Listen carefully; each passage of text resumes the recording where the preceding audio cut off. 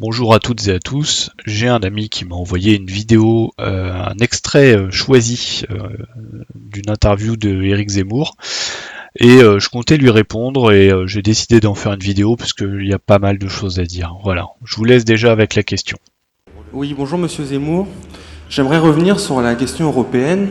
Vous avez tendance à dire que, en dehors de l'échelon national, il y a une volonté à l'échelon national de s'empêcher une limitation de l'immigration, mais j'ai l'impression qu'en fait, si on restait dans le cadre européen mais qu'on voulait lutter contre l'immigration, ce serait toujours au nom de l'Europe et des engagements européens qu'on s'opposerait à cette politique. Premièrement, si on part dans un Frexit, on en prend pour 10 ans. 10 ans, voilà, ça va prendre 10 ans. Et bah écoutez, moi je vous mets l'article 50 qui est l'article qu'on utilise pour sortir de façon juridique de l'Union Européenne, comme le Royaume-Uni l'a fait. Vous pouvez prendre le temps de le lire en entier, mais en gros ce qui va être intéressant, c'est de savoir que tout État membre peut décider de se retirer de l'Union, que ça lance des négociations, mais surtout le point intéressant, c'est le troisième. Les traités européens cessent d'être applicables à l'État concerné à partir de la date d'entrée en vigueur de l'accord de retrait ou, à défaut, 2 ans après la notification visée au paragraphe 2, sauf si le Conseil européen, en accord avec l'État membre concerné, décide à l'unanimité de proroger ce délai, ce qui dans notre cas ne serait pas le cas. Donc au maximum ce serait 2 ans. Et vu que la France est contributrice nette, elle pourrait arrêter tout de suite de donner de l'argent à l'Union européenne, ça accélérerait sans doute les négociations.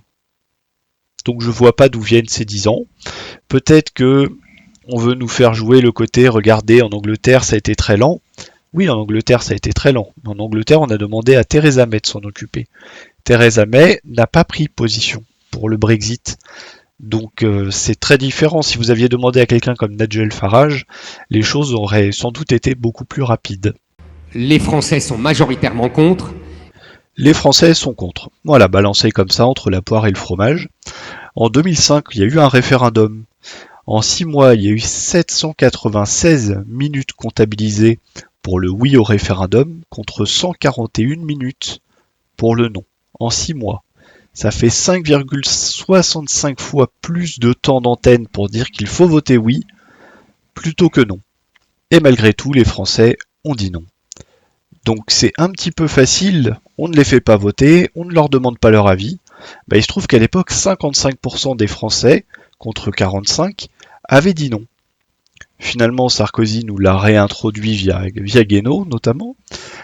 Ça, c'est encore un autre débat. Mais vous pourrez dire, mais Sylvain, qu'est-ce qui te fait croire pourquoi toi tu crois que machin? Moi je ne sais pas. Je serais pour qu'on demande, à la limite, demandons aux Français ce qu'ils en pensent. Par contre, j'ai un allié de poids qui lui pense que les Français risqueraient bien de dire non. Je vous laisse en sa compagnie. Why do you think the British voted to leave this sophisticated structure? Look, I'm not the one to judge or to comment the decision of your people, but my interpretation is that a lot of losers of this new globalization and this new system suddenly decided that it was no more for them. You always take a risk when you have such a referendum, just yes or no in a very complicated context. If France had a referendum, it might have had the same result. Yeah, probably. In a similar context, but our context was very different. So I don't want to make any, to take any bet, but I would have definitely fought very hard to win. But I think it's a mistake when you just ask yes or no, when you don't ask people how to improve the situation and to explain how to improve it. Et en plus, on va pourrir la question de l'immigration. On va avoir un deuxième sujet majeur qui va complètement rencontrer ce premier sujet et on ne pourra jamais s'en sortir. Bon voilà, c'est trop compliqué de faire deux choses en même temps. On a eu le président normal, après on a eu le président Jupiter, là on aurait le président monotache. Donc visiblement, on pourrait pas avoir quelqu'un à l'UE qui sera en train de négocier notre départ pendant que lui gérerait les questions de frontières. C'est trop compliqué. Voilà, trop compliqué. La vie est dure. Voilà, sachez-le, la vie est dure. Ça va causer des problèmes énormes parce qu'on est dans la zone euro, les Anglais ne l'étaient pas. Donc on risque des problèmes économiques et sociaux colossaux. L'euro, c'est un sujet technique, on pourra en parler des heures. Le problème pour l'économie française, c'est que l'euro est trop fort. Du coup, on n'arrive rien à vendre à l'étranger, parce qu'on est trop cher. En revanche, on importe énormément de l'étranger, notamment de Chine, parce que ça nous semble extrêmement bon marché. Sauf que voilà, quand on achète énormément à l'étranger et qu'on nous achète rien, on s'appauvrit. Et ça, c'est la ligne jaune que vous voyez. Est-ce que vous voyez la fin de cette ligne jaune ? Est-ce que vous sentez qu'à l'heure actuelle, il n'y a pas de crise, tout va bien, il n'y a pas de raison qu'il y ait des mouvements sociaux? Restons dans l'euro. Surtout ne sortons pas de l'euro pour essayer de rétablir une monnaie souveraine où on ait des leviers de manœuvre. Hein? Non mais c'est incroyable qu'ils puissent dire ça. Troisièmement, je maintiens ce que j'ai dit à M. Kuzmanovic, c'est qu'il y a une solution sans sortir. Nous pouvons appliquer notre politique de l'immigration sans sortir. Parce que tout simplement, nous aurons peut-être des procédures judiciaires contre nous, mais on s'en moque. Alors là, je suis obligé d'arrêter. Le président de la République, d'après notre Constitution, qui est notre loi suprême, dans l'article 5, ça définit que le président de la République est le garant du respect des traités. Donc lui, il vous dit, j'arrive à l'État et je me torche gentiment avec votre job description, je ne respecterai pas l'article 5 de votre loi fondamentale. Voilà. Et non, en fait, c'est pas comme ça que ça se passe la vie, mon petit Eric. En plus, une réforme de la Constitution par référendum, ça fera plaisir à monsieur, qui est une modification de l'article 55 que j'ai proposé pendant la présidentielle, qui est que, à partir du moment, l'article 55, vous savez, c'est celui qui prévoit que les traités internationaux sont supérieurs aux lois. Mais on pourra rajouter que les lois postérieures peuvent modifier les traités et sont supérieures aux traités. C'était une jurisprudence du Conseil d'État jadis qui s'appelait le principe de la loi écran. C'est-à-dire que la loi faisait écran quand elle était postérieure. Vous voyez, il y a des moyens juridiques de se protéger. Alors ça, c'est le coup du je renverse la table. On s'est tous mis d'accord sur des règles, elles ont été votées, et puis voilà, il y a un petit monsieur Zemmour qui vient et qui dit « Ah bah non, moi je renverse les pions, et puis je m'en fous, je fais une colère. » Bah non, en fait, il y a une solution. Tu te lèves de table, tu dis j'arrête de jouer et tu t'en vas.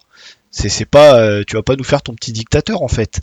Donc c'est débile, parce qu'il va y avoir des sanctions, comme d'autres pays ont eu des sanctions, comme nous-mêmes on a déjà eu des sanctions, qu'ils soient financières ou autres, et après tu vas dire quoi, je les paye pas? Oui, bah super, et ça avance à quoi en fait?